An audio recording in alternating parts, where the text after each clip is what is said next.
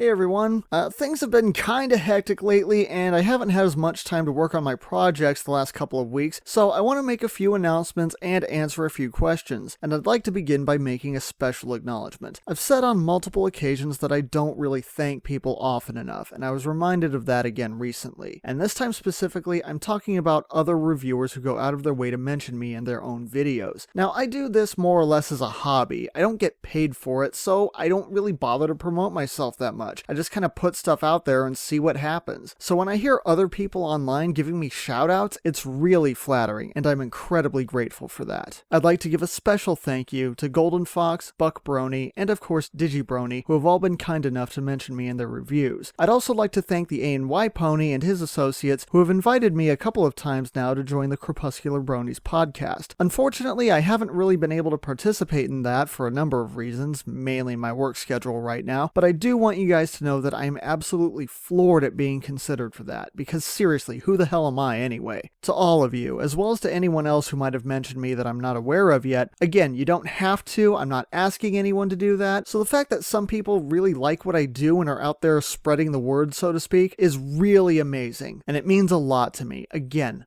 thank you. Now, coming up, I've decided to make a couple of shorter videos before I get to the G3.5 review, since that'll take longer to put together. I'm going to do the Equestria Girls Q&A after all, since you've all been bringing up some really good points and I have more to say about it. After that, I also plan to review Man of Steel. I know it's kind of late to talk about it at this point, but screw it. I was really looking forward to this movie, and now I have something to say about it. With any luck, I should get both of those videos done very soon, and of course the My Little Pony review after that. Aside from that, I've had a lot of people asking about requests, including one person who asked if they should send me money to cover their review. The answer is no. A request does not require money. In fact, that's kind of missing the point of a request in the first place, so I'll say it again just in case I wasn't clear the first time. The requests are not an official thing. I appreciate all of you for making suggestions, but whether or not I actually do the reviews ultimately depends on whether something seems like it might be interesting and if I have the time to do it. And one request that I've gotten in particular was to review Beware the Batman. I still haven't seen it yet, and truth be told, I kind of don't want to. Now, Batman is still one of my favorite superheroes, and I don't have any problem with the concept from what I've heard of it. It's just that I'm getting really burnt out on Batman right now. Between The Dark Knight Rises, which kind of ruined the character of Bruce Wayne for me, and Zack Snyder's recent announcement of the upcoming Batman-Superman team-up versus movie, not to mention the completely unnecessary canceling of some other really good DC series,